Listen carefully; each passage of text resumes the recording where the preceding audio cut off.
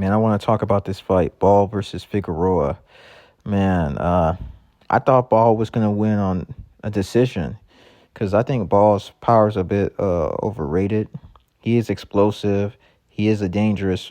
He can be very very good.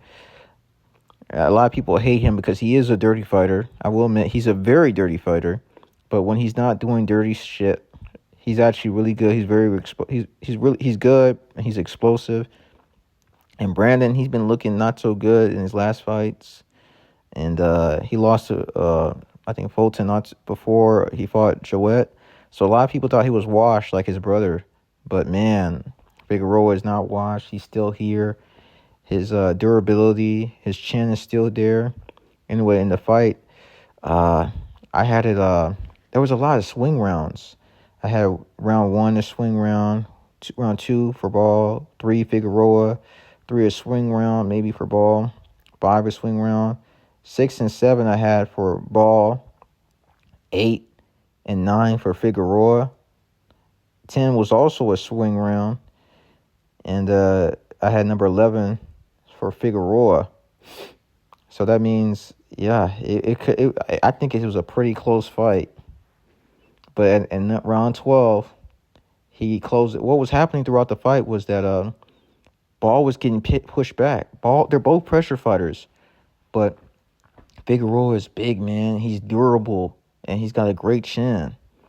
And he was jabbing in this fight. Figueroa was jabbing in this fight. From the very beginning, he was jabbing.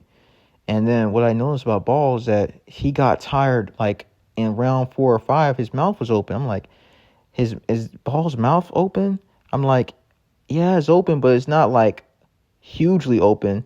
And then what else I noticed was in some I think in some rounds he wasn't even sitting on his stool. Like he wasted a lot of energy. Why man, this dude Figueroa's got a great work rate, man. I think I'm gonna do an appreciation video for him later. He did what Bachram refused to do. I thought Bachram was a pressure fighter. He's actually a boxer puncher. He went for it. He kept on putting pressure on him. He was getting clipped a lot. He got clipped a lot, you know.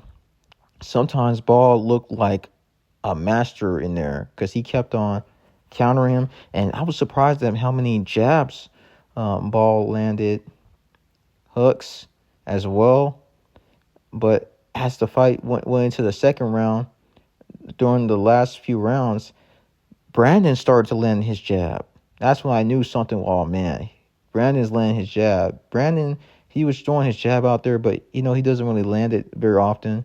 But I think he even landed like a triple jab on Ball. I'm like, damn, that's crazy.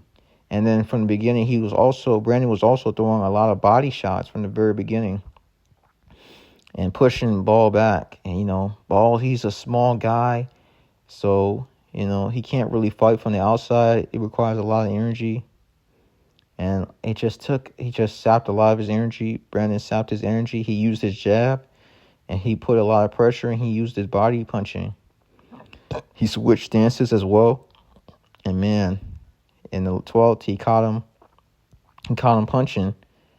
I think it was in the southpaw position. He threw his left hook, and then Brandon threw his left hook from the southpaw position and clipped him. And then, you know, he fell like fucking flat on his face. And then, you know, he got up, and it didn't look like there wasn't, to me, it didn't look like there was a whole bunch of punches on, a lot on Brandon's punches. But man, I guess the third punch that hit him on top of the head did it. It didn't look like a hard punch, but it pretty much did it. Like he was halfway throughout the ropes. You know, I think Ball was trying to make his fourth defense of his title. And, you know, this was a mandatory fight. And Figueroa did it. He did it. He got the upset. I thought Ball was going to win by decision. Amazing from Figueroa. He wasn't super impressive, but I like the fact that he was jabbing. I really like that. And he had Manny Robles in his corner. So I guess, we got to do more research I got to do more research as a boxing fan. I'm pretty lazy. All right. See you. Congratulations and people were throwing stuff. Very uncalled for. His Ball's team was angry. He because Figueroa was celebrating, and wow, I just didn't expect this. I didn't expect the Ball to get knocked out. I knew Ball because of his style. Pressure fighters are always going to get knocked out eventually. Look what happens to Subriel and other guys like him. Eventually, because that style takes a lot of energy, takes a lot of fitness, and But Brandon's a weird thing. He's tall for the weight, long arms, but he fights on the inside. Occasionally, he was using his jab more so in this fight, but mostly he doesn't really use his jab that much. But man, he's just a weird conundrum. Yeah, they're both overachievers in my opinion. But Brandon could be a future Hall of Famer if he pulls off two more of these things, beats two more good fighters. He could go into the Hall of Fame. But as of right now, they're both overachievers. So yeah, it's your boy Boxing Learner. I'm out. Congratulations to Brandon Figueroa becoming a 3-time two-division world champion.